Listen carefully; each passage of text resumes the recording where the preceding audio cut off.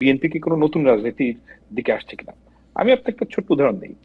BNP নিজের আহ, তারেক রহমান সাহেব তো দুবারের বেশি, বিএনপি যেটা অরিজিনাল স্ট্যান্ড ছিল যে প্রাইম মিনিস্টার, সেটা হচ্ছে দুইবারের পর পর দুইবারের বেশি হতে হবে, সেখান থেকে তারা ফেরত চলে আসছে। তারপর তারা গতকাল গতকাল কিংবা পরশুদিন যেটা দেখলাম, সেটা হচ্ছে কি তারা যে নির্বাচন কমিশন, সেটার ব্যাপারে প্রধানমন্ত্রীর যে একক ক্ষমতা, সেটা তারা বলছে যে না, পরামর্শের মাধ্যমে করবেন তারা। এবং ম্যাক্সিমাম যে সমস্ত সংস্কারের যত প্রস্তাব করা হয়েছে বিএনপি তো মেনে নিয়েছে। আপনি বাংলাদেশে এই অবস্থাটা কি, আপনি ধরেন যদি আওয়ামী লীগের অবস্থায় যেতেন, শেখ হাসিনাকে যদি বলা হতো, কি কোনোদিন শুনতো কেউ? না ডক্টর সালাম, আমরা আমরা যদি ওই জায়গা থেকে আসি যে আপনি লো লেভেল চাঁদাবাজির কথা বলছিলেন, কিন্তু মানুক আর না মানুক, এনসিপি কিন্তু তাদের দল পরিচালনার অর্থনৈতিক স্বচ্ছতাটার জায়গা কিরকম হবে, পলিসি কিরকম হবে, সেরকম একটা ধারণা দিয়েছে। বিএনপি কিন্তু এই ধারণা এখন পর্যন্ত আমাদের দেয় নাই।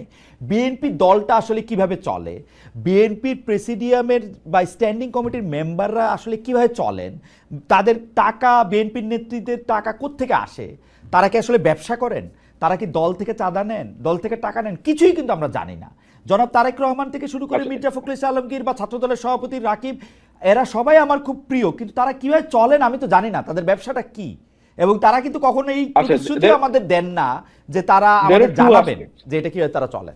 there are two things. Number one হচ্ছে যে তার ব্যক্তিগত ইনকাম কত, এটা এটা একটা কোশ্চেন। আর একটা কোশ্চেন হচ্ছে দল কিভাবে চলে। তার ব্যক্তিগত, তারেক রহমান সাহেব কিভাবে চলে, এটা আপনার জানার কোনো রাইট নেই। উনি যখন প্রধানমন্ত্রী হবে তখন আপনি যেতে পারেন, উনি যদি সংসদ সদস্য হয় তখন জানতে পারেন। এখন আপনার জানার কোনো রাইট নেই। কিন্তু আমি যখন ভোটার হিসেবে তাকে বিবেচনা করব, না ডক্টর সালাম আমাকে একটু বোঝার জন্য, মানে আমি যখন ভোটার হিসেবে ওনাকে বিবেচনা করব যে উনি আর্থিক লেনদেনের ক্ষেত্রে স্বচ্ছ কিনা, উনি কিভাবে টাকা রোজগার করেন, পৃথিবীর সব দেশেই কিন্তু যিনি পলিটিক্যাল পার্টিকে লিড করেন তার টাকা পয়সাটা তিনি কোথা থেকে পান, কোথা থেকে খরচ করেন, সেটা সামনে আসে। এইটাকে আমি তারেক সাহেবেরটা জানতে পারবো না। পছন্দ না আপনি ওনাকে ভোট দিবেন না। না না, আমি তো জানতেই পারছি না, পছন্দ না করব কেমনে, পছন্দ না করতে হইলেও তো আমার তথ্য দরকার। আপনি আপনার এটা তখনই পাবলিক ইনফরমেশন হবে যখন উনি ইলেকশনে দাঁড়াতে চান কিংবা উনি সরকারে গিয়েছেন, ওই সময় আপনি এত বড় পলিটিক্যাল পার্টির লিডার হিসেবে সেটা পাবলিক ইনফরমেশন না। না কেন? উনি তো এখন পর্যন্ত কোনো ক্ষমতায় যান নাই। ক্ষমতার সাথে কি এটা রিলেটেড ডক্টর সালাম? ডক্টর সালাম, আমি যদি ধরেন মার্কিন যুক্তরাষ্ট্রের কথা বলি, অস্ট্রেলিয়ার কথা বলি, আমার কি কোনো রাইট আছে আপনার বেতন কতটা জানার? আমি তো পাবলিক পার্টি না, তবুও আপনার রাইট আছে। আপনি এটা জিজ্ঞেস করতে পারেন। মানে আমি রাইটের কথা বলতে চাই, যখন আপনি পাবলিক পারসন, মানে বিএনপির সর্বোচ্চ নেতা যদি পাবলিক পারসন না হন, এই পৃথিবীতে কে পাবলিক পারসন? পাবলিক পারসন এখানে এখানে প্রিভিয়াসের একটা বিষয় আছে, সেটা হচ্ছে কি আমার ইনকাম। হ্যাঁ অবশ্যই প্রিভিয়াসের একটা বিষয় আছে যে আমার ইনকাম কত। আপনি আমাকে বললেন, আপনি জিজ্ঞেস করলেন, বলবো না কেন? কারণ সেটা ফ্যান্টাস্টিক, এটা একটা প্রাইভেট বিষয়, রাইট? হ্যাঁ, তবে এটা আমার জানা ছিল না। তবে ডক্টর সালাম, এটা আমার জানা ছিল না। আমি যতদূর জানতাম যে আপনি পলিটিক্যাল পার্টির লিডার হইতে গেলে, আপনি একটা পাবলিক অফিস হোল্ড করেন আর না করেন, পলিটিক্যাল পার্টির লিডার হইতে গেলে আপনার আয় ব্যয় সম্পর্কে সকল কিছুই পাবলিকলি প্রকাশ করতে হয়, এটাই নর্মস। আমি জানি না যে মানে এর বাইরে আপনি যদি এই নর্মসটা ফলো না করেন, সেটা আপনাকে ভোট দিন না। আচ্ছা, আপনি এই নর্মসটা ফলো না করেন, আপনি এই রিস্কটা নেবেন, তবু এটা আপনি মানে ওপেন করবেন না। না না না, আমি ব্যক্তির স্বাধীনতার ব্যাপারে খুবই ফাসি, আমি ব্যক্তির স্বাধীনতার ব্যাপারে খুবই সেনসিটিভ। আচ্ছা আচ্ছা আচ্ছা, ঠিক আছে।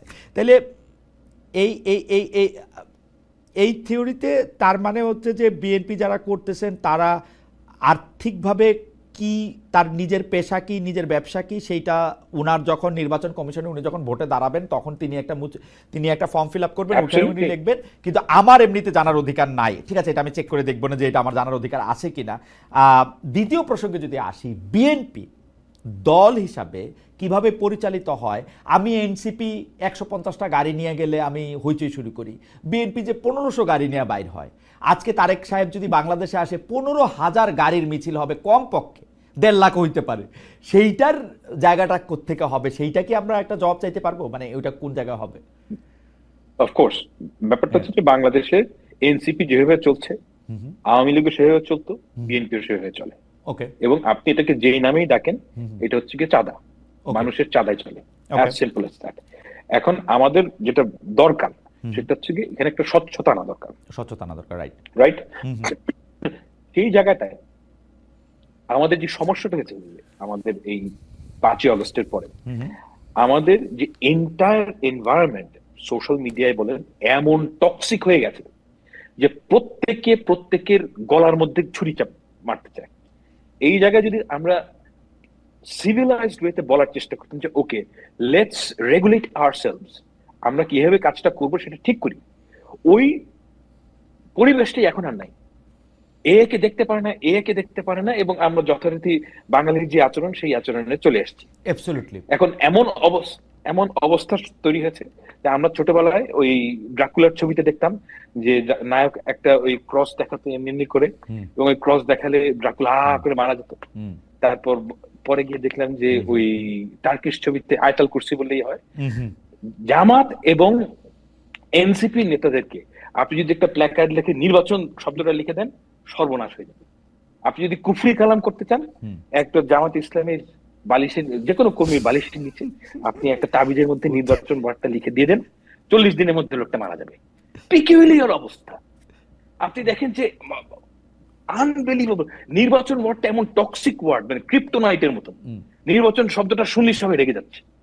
You have to face it, you have to do it. না ফাহাম, দুইটা জিনিস আমরা আসলে যদি একটু খেয়াল করে তাহলে আমরা দেখব যে নির্বাচন নিয়ে বিএনপি ছাড়া বাকি সবারই একটু রেগে যাওয়ার কথা।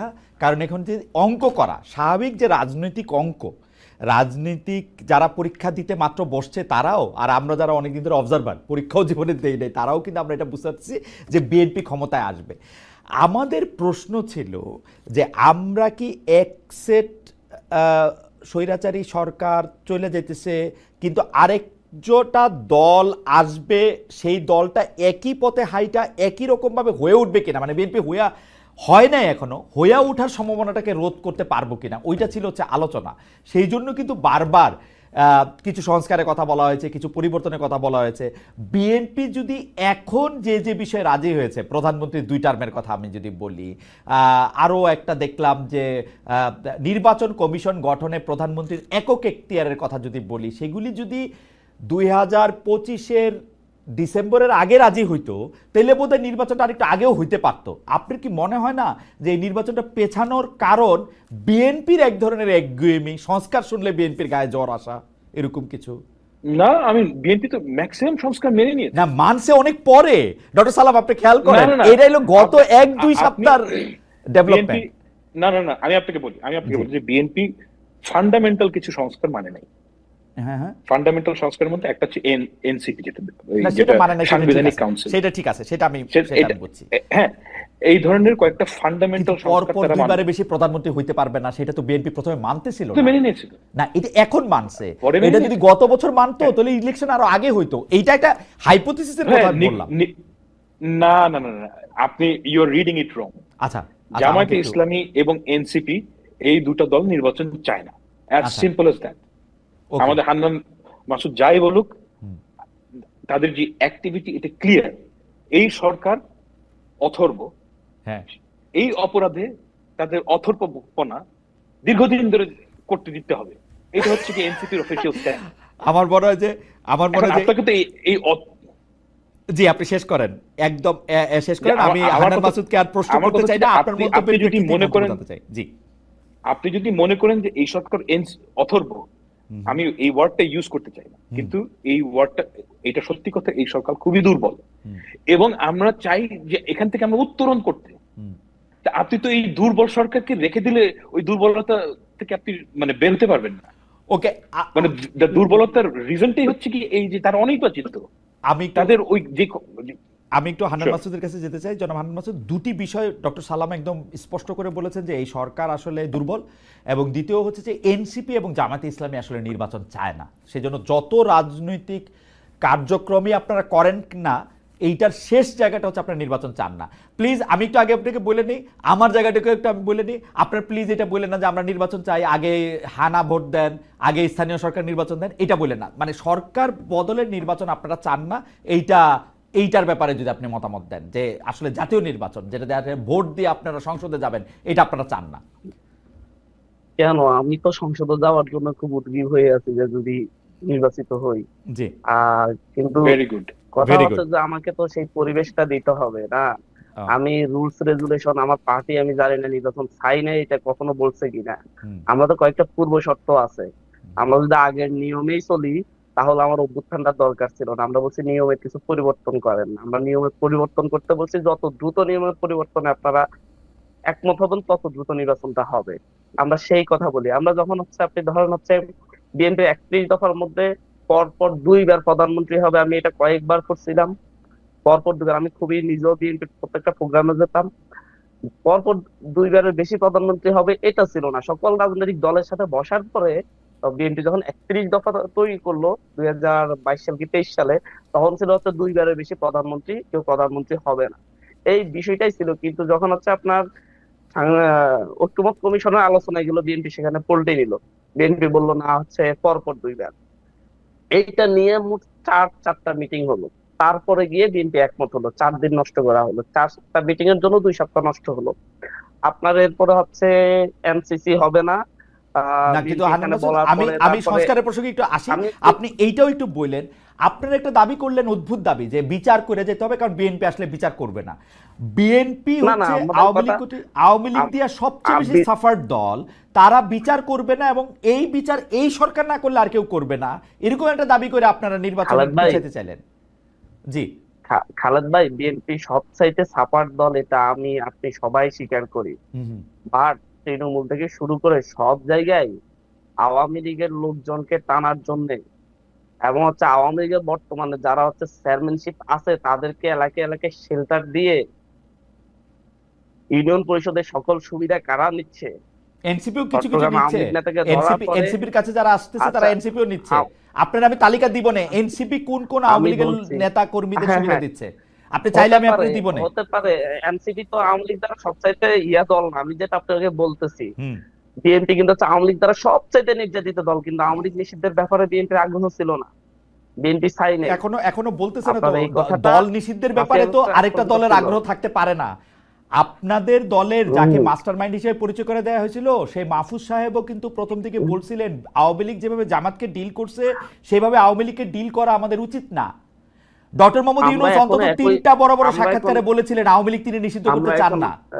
খালেদ ভাই, আমরা এখনো বলছি যে হচ্ছে আওয়ামী লীগকে জামাতকে যেভাবে ডিল করা হয়েছে, আওয়ামী লীগকে যদি একইভাবে ডিল করা হয় দেশের সহনশীলতা রাজনীতি থাকবে না। আপনার অবশ্যই এই বিরাট জনগোষ্ঠীকে রাজনীতি করার অধিকার দিতে হবে। যারা অপরাধের সাথে জড়িত ছিল না, অপরাধীদেরকে বিচার করতে হবে, এদেরকে আইনের আওতায় এনে আপনি হচ্ছে প্রতিটা উপজেলায়, যেমন আমার উপজেলায় ধরেন বিএনপি বলতে ছিলই না কেউ বিএনপি পরিচয় দেওয়ার জন্য তেমন একটা কোনো গোষ্ঠী, শুধু প্রতিষ্ঠা বার্ষিকীর একটা মিছিল হইতো, প্রতিষ্ঠা বার্ষিকীর দিন আর কোনো প্রোগ্রাম হতো না। সেই সবাই আওয়ামী লীগ ছিল। এখন আমি সবাই এলাকা থেকে বের করে দিয়ে রাজনীতি হবে?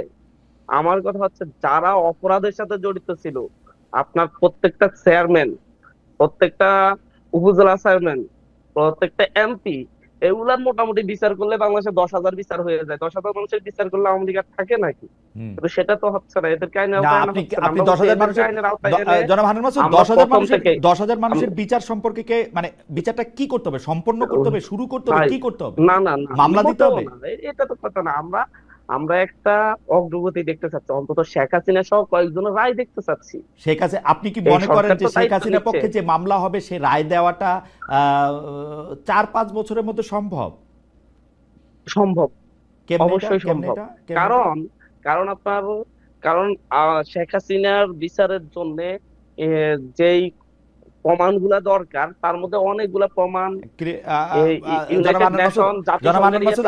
আপনি অনেক বড় রাজনৈতিক নেতা কিন্তু আমি আপনাকে আসলে বাংলাদেশের ফৌজদারি কার্যবিধি আর দণ্ডবিধিটা যে অবস্থায় আছে সেই অবস্থায় আপনি ভাই এই জন্য তো দ্রুত ট্রাইব্যুনাল করা হয়েছে। দ্রুত বিচার ট্রাইব্যুনাল করে রে ভাই, দ্রুত বিচার ট্রাইব্যুনাল কইরাই দ্রুত বিচার ট্রাইব্যুনাল করলেও আপনাকে তার মধ্যে সাক্ষী নিতে হবে, সাক্ষ্য প্রমাণ নিতে হবে, এবং সেই দ্রুত বিচার ট্রাইব্যুনালের উপরেও একটা এপিলেট কোর্ট আছে, সেই এপিলেট কোর্টে গিয়ে আপনার আমি বিচার বিচার নিম্ন নিম্ন আমরা হচ্ছে বিচারের, আমরা বলি যে হচ্ছে বিচার অগ্রগতি দেখতে চাচ্ছি, রায় দেখতে চাচ্ছি, নিম্ন আদালত থেকে রায় আসার পরে আপিল বিভাগে যাবে, হাইকোর্টে যাবে, রায় দেখতে চাচ্ছেন, রায়ের জন্য তো আচ্ছা আমি আমি আমার মনে হয় যে আপনাদের দলেও অনেক আইন কানুনের লোক আছেন, তাদের সাথে একটু কথা বলেন আপনি। ট্রাইব্যুনাল দ্বিতীয় ট্রাইব্যুনালকে এখনো কার্যকর করে নাই সরকার। আমরা যে অনীহা অনিচ্ছা দেখি, এটা নিয়েই তো আমরা উদ্বিগ্ন, আমরা মানে হচ্ছে খুব আতঙ্কিত। কারণ সরকারের 2-3টা ট্রাইব্যুনাল করে বিচারগুলা তো দ্রুত করতে পারে, একটা ট্রাইব্যুনাল করে সে এরপর সেকেন্ড ট্রাইব্যুনাল করতে সেটাকেও ভালোভাবে কার্যকর করে নাই। আমরা বলছি না যে হচ্ছে নির্বাচন হতে হবে না, নির্বাচন হওয়ার জন্য কিছু আমরা মৌলিক শর্ত দিছি, আমরা বলি নাই যে সবাই ফাঁসিতে ঝুলাই দিয়ে তারপর নির্বাচন। আমরা হচ্ছে বিচার অগ্রগতি দেখতে চাচ্ছি। আপনারা কোনো অগ্রগতি দেখতে পাচ্ছেন না এখন পর্যন্ত? না, আমরা অগ্রগতি দেখতে পাচ্ছি না এখন পর্যন্ত সেই পরিমাণে। 1 বছর হয়ে গেছে, সাক্ষ্য গ্রহণ শুরু হয়নি। মানে কি আমরা এটাকে সাক্ষ্য গ্রহণের আগে মানে এখন মুশকিলটা হলো আপনারা যখন আমি এটা বলবো যে সাক্ষ্য গ্রহণের আগে যে আইন কানুনের প্রসিডিউর লাগে, তখন আপনারা বলবেন আমরা বিপ্লবী সরকার, বিপ্লব তো আইন কানুন মাইনা হয় নাই। কিন্তু এখন বিচার যদি আপনি আইন কানুন মাইনা করেন, তাহলে আইনের অগ্রগতি দেখতে চাচ্ছি। আপনার আওয়ামী লীগের কিছু মৌলিক বিচার ছাড়া, অগ্রগতি ছাড়া আপনি নির্বাচন দেওয়াটা প্রতারণা হবে। আচ্ছা, আমরা বলছি যে হচ্ছে সংস্কারের যে আমার নির্বাচনের জন্য যে ফিল্ড দরকার, সেই ফিল্ডটা দেন। আপনি তো আমার একজন কর্মী, আমার মিছিলে আসলে দেখি যে আওয়ামী লীগ যেভাবে বাড়িতে ফেরার পর হুমকি দামকি দিত, গায়ে হাত তুলতে, এটা অহরহ করতেছে। আমি কিভাবে এই নির্বাচনে যাবো? আমি তো দেখতেছি পরিবেশটা একই, আমি দেখতেছি আমি প্রচারণা। আচ্ছা, আমার মনে হয় যে জনাব হান্নান মাসুদের বক্তব্য একদম পরিষ্কার করেছেন যে গণ অভ্যুত্থান দায়িত্ব নিতে হবে, বিএনপি বড় দল হিসেবে দায়িত্ব নিতে হবে, আমাদেরকে আস্থায় নিতে হবে যে তাদের নেতা কর্মীরা আমাদেরকে মানে হচ্ছে অন্যায় ভাবে আঘাত করবে না, সুন্দরভাবে আমাদেরকে রাজনৈতিক কর্মকাণ্ড করতে জনাব হান্নান মাসুদের সাথে প্রতিনিয়ত আজ পর্যন্ত আমি একটু শেষ করি। চট্টগ্রামে সহ গোপালগঞ্জে হামলার পরে বিএনপির যেই পরিমাণ পোস্টেড নেতাকর্মী ফেসবুকে পোস্ট দিয়ে হুমকি দিয়েছে এবং বিভিন্ন জায়গায় হামলা করেছে লোকজন আমাদের প্রোগ্রাম থেকে যাওয়ার পরে, তাদের বিরুদ্ধে যদি ন্যূনতম সাংগঠনিক ব্যবস্থাও বিএনপি নিত, তাদের যারা এইভাবে একবারে প্রকাশ্য হুমকি দিয়ে হামলা করছে, তাহলে আমরা মনে করতাম বিএনপি চাই যে হচ্ছে লেভেল প্লেইং ফিল্ডে সুন্দর একটা নির্বাচনী পরিবেশ তৈরি করতে। আমার মনে হয় আপনার বক্তব্য একদম পরিষ্কার। কারণ এইটা নিয়ে আমি এখন জনাব ফাহাম আব্দুল সালামের কাছে যাবো। জনাব ফাহাম আব্দুল সালাম, বিচারের জন্য যে দাবি তারা করতেছেন যে একটা দৃশ্যমান অগ্রগতি, এবং তারা দাবি করতেছেন যে বিএনপি ক্ষমতা আসলে যে তাদের কোনোভাবে হেনস্থা করা হবে না, সেই রকম কোন একটা আস্থায় নেওয়া, সেটি দেখা যাচ্ছে না। বড় ক্ষমতায় আসবে তা না ভাই, সেটা বলিনি, বলছি একটা নির্বাচনের পরিবেশে প্রচার প্রচারণার ক্ষেত্রে আমাদের স্বাধীন ভাবে কেউ এনসিপি করতে পারবে, কেউ জামাত করতে পারে, সেই পরিবেশটা দিন। ওকে, ফ্যান্টাস্টিক। আমার অনেক উদাহরণ দিতে পারবো। শুধু এনসিপি করার কারণে বাড়িতে হুমকি দেওয়া হচ্ছে, গায়ে হাত তোলা হচ্ছে বিএনপি কর্তৃক, যেটা আওয়ামী লীগ করতো। ওকে ওকে, জনাব ফাহাম আব্দুল সালাম, দেখেন বাংলাদেশের লোকাল রাজনীতির কিছু রিয়ালিটি আছে, এটা আজকের না, এটা আপনি 1950 সালের স্মৃতি কথাতেও পাবেন। সেটা হচ্ছে কি, আপনি যদি একটা এলাকার খুব বিখ্যাত লোকের গালিগালাজ করেন কিংবা তাকে যদি কুৎসা করেন, তাহলে আপনার ফিজিক্যাল ভয় আছে। আমার কাছে সালাউদ্দিন, আমার মনে হয় যে হান্নান মাসুদ যেটা বলছিলেন যে সালাউদ্দিন সাহেবের যে ঘটনা, ওইটা নিয়ে বলছেন, আমার কাছে মনে হয়েছে যে বিএনপি কিন্তু এটাকে বেশ ভালোই হ্যান্ডেল করেছে। সালাউদ্দিন সাহেব কিন্তু কোনো এটাকে ঘটনা, এখন যেটা ঘটছে, the way I read it, যে জামায়াতে ইসলামী এবং এনসিপির নেতারা তারা চাচ্ছেনই যে একটা অল্টারকেশনের মধ্যে যেন যাওয়া হয়, অর্থাৎ অল্টারকেশনে গেলে তারা এটা বলতে পারে। আমার পার্সোনাল রিডিং, হান্নান মাসুদের সাথে আমি একমত নই, আমি পার্সোনালি মনে করি যে এনসিপি আলটিমেটলি ইলেকশনে নাও যেতে পারে, এবং আলটিমেটলি ইলেকশনে না গেলে তারা যে গ্রাউন্ড ওয়ার্কটা তৈরি করবে যে আমাদেরকে, আমি মনে করি না যে বাংলাদেশের অবস্থা এত খারাপ যে গেলে আপনাকে মেরে ফেলবে কেউ পিটায়। হাউএভার খুব ভালো না, হ্যাঁ, it has improved a little from last year, কিন্তু হয়তো আমরা এখনো আমাদের যে কাঙ্ক্ষিত জায়গাটা যাওয়ার কথা সেখানে যেতে পারিনি। কিন্তু আমাদের একটা জিনিস মাথায় রাখতে হবে, বাংলাদেশের রিয়ালিটি আপনাকে মানতে হবে। বাংলাদেশের রিয়ালিটি এমন না যে অস্ট্রেলিয়ার মতন যে দুইজন নেতা পাশাপাশি বসে দুইজনকে কুৎসা করছেন, এই জিনিসটা বাংলাদেশে হবে না ভাইয়া। যেটা হবে না সেটা বাস্তবতার কথা, ওই অবাস্তব কথা আমি যাচ্ছি না। কিন্তু আমি মনে করি যে ইলেকশনের আগে বাংলাদেশের এই পর্যায়ে যাবে যে খুব বড় ধরনের থ্রেট থাকবে না, আমি এটা মনে করি। এবং এই কাজটা করার দায়িত্ব হচ্ছে সরকারের। ডক্টর সালাম, ইলেকশনের ওই পর্যায়ে যাওয়ার আগে হান্নান মাসুদ যে কথা বলেছেন সেই জায়গা থেকে আমি একটু আসি। উনি একটি অভিযোগ করেছেন যে বিচারের কোনো লক্ষণ, মানে আওয়ামী লীগের যারা শীর্ষস্থানীয় আছেন, ধরেন শেখ হাসিনা সহ যারা আছেন, তাদের আসলে বিচারের কোনো একটা মানে লক্ষণীয় অগ্রগতি তারা দেখতে পাচ্ছেন না, সরকার দ্বিতীয় ট্রাইব্যুনালটাকে চালু করছেন না। এইটার কি কারণ বলে আপনারা মনে করেন, যে মানে কেন সরকার এটা আসলে করতেছে না? এক, আর দুই হচ্ছে যে আওয়ামী লীগকে নিষিদ্ধ করার ব্যাপারে বা আওয়ামী লীগকে নিষিদ্ধ করার ব্যাপারে এনসিপি যত সিরিয়াস, এনসিপি যতটা নিজেদের ভুক্তভোগী মনে করে, বিএনপি তার উল্টা দিকের পথে কেন আছে? বিএনপি কেন মনে করে না যে আওয়ামী লীগকে নিষিদ্ধ? আমি প্রথম কোশ্চেন উত্তরটা খুব সহজ। প্রথম কোশ্চেন হচ্ছে কি, আমি এই বিষয়ে অনেকের সাথে কথা বলেছি যে মানে শেখ হাসিনার কেস কেন আগায় না। এটা সবচেয়ে বড় কারণ হচ্ছে কি, যারা তদন্ত করবেন এই ধরনের পুলিশ অফিসার ছিল না। কোয়াইট সিম্পলি আপনি পুলিশের লেয়ার বাই লেয়ার হচ্ছে আওয়ামী লীগের লোক। এদেরকে যখন সরায় ফেলা হয়েছে তখন আপনি দেখবেন যে যারা বিএনপি পন্থী কিংবা আপনি হোয়াট এভার প্রফেশনাল অফিসার যারাই কি বলেন, তারা 15 বছর ধরে তদন্ত করেন। তারা সবাই ওই ওএসডি হয়েছিল 15 বছর ধরে। এখন তারা মানে আপনি প্রফেশনালি যদি 15 বছর একটা কাজ না করেন, আপনার তো কোনো প্রফেশনাল ডেভেলপমেন্ট হয় না। তারা ওই কাজটাই ভুলে গেছে। প্রথম 3-4 মাস দিস ওয়াজ অ্যান ইস্যু। তো এই কারণে তারা তদন্ত কাজ আগাতে পারেনি। তো আর বাংলাদেশের আমরা সবাই জানি যে ইনস্টিটিউশন গুলো ধ্বংস হয়ে গেছে। তো ওই কারণে আপনার প্রথম দিকে তদন্তের গতি খুবই মন্থর ছিল, এবং that is the reality we are dealing with. এই কারণে হাসিনার ব্যাপারে যেটা দৃশ্যমান অগ্রগতি সেটা দেখা যাচ্ছে না। ওকে, হচ্ছে নাম্বার 1 কোশ্চেন। আর নাম্বার 2 হচ্ছে আওয়ামী লীগ নিষিদ্ধের ব্যাপারে বিএনপির এক ধরনের রিল্যাক্টেন্ট অবস্থান, আওয়ামী লীগের লোকদেরকে নিয়ে রাজনীতি করার ব্যাপারে বিএনপির একটা চাওয়া। না, আওয়ামী লীগকে নিষিদ্ধ, আচ্ছা আমি আপনাকে একটা বাস্তবতার কথা বলি। আওয়ামী লীগকে যদি আপনি নিষিদ্ধ করেন বলে, আপনার কি মনে হয় যে এই ক্ষমতাটা একটা সরকারের থাকা উচিত কিংবা পার্লামেন্টের থাকা উচিত? আমার তো মনে হয় যে একটা পার্লামেন্টের এই ক্ষমতাটা থাকা উচিত না। আপনি তার যে কোনো ইন্ডিভিজুয়ালের বিচার করবেন, এবং এটা করতেই হবে। আওয়ামী লীগের প্রত্যেকটা অপরাধের বিচার করতে হবে। কিন্তু আপনি যদি অ্যাজ এ পার্টি একটা জিনিসকে ব্যান করেন, আপনার কোনো এই প্রেসিডেন্সটা ক্রিয়েট করে 15 বছর পর অন্য কোনো পার্টিকে যদি ব্যান করা হয়, আপনি এটা কোনো গ্যারান্টি দিতে পারবেন? খুব বাজে প্রেসিডেন্স একটা পলিটিক্যাল পার্টি যদি আপনি ব্যান করেন। সেকেন্ড কোয়েশ্চেন হচ্ছে কি, I can guarantee this, I have mate a lot of people like this. আমাদের যারা ফরেন পার্টনার এখনই তারা করছে, তখন আরো ফুল থ্রটলে করবে। যে আপনি যদি তাকে নিষিদ্ধ করেন, পরের দিনই আমেরিকা, ইইউ এসে বলবে যে তোমরা নিষিদ্ধ করলে, যখনই আপনার একটা আইএমএফ এর লোন লাগবে, কোনো কিছু লাগবে, বলবে যে এই নিষিদ্ধ উঠাও। এখন সমস্যাটা কি আপনি দেখেন, বিএনপি যদি তখন ওই বাটে পড়ে যদি এই নিষিদ্ধ উঠাতে চায়, এনসিপি বলবে দোষর, জামাত ইসলামী বলবে এরা হচ্ছে গিয়ে দোষর। It's a big problem. এর থেকে অনেক বেটার হচ্ছে যে আপনি নিষিদ্ধ না করে তার প্রত্যেকটা লোকের বিচার করতে পারবেন। আপনি যদি প্রত্যেকটা লোকের বিচার করেন টপ লেভেলের, আওয়ামী লীগ বলে তো কোনো দল থাকবে না। আর যেটা হান্নান মাসুদ বললেন যে লোয়ার লেভেলের লোকেরা বিএনপি হয়ে যাচ্ছে, তার আগে তো উনি নিজেই বললেন যে যারা আওয়ামী লীগের লোয়ার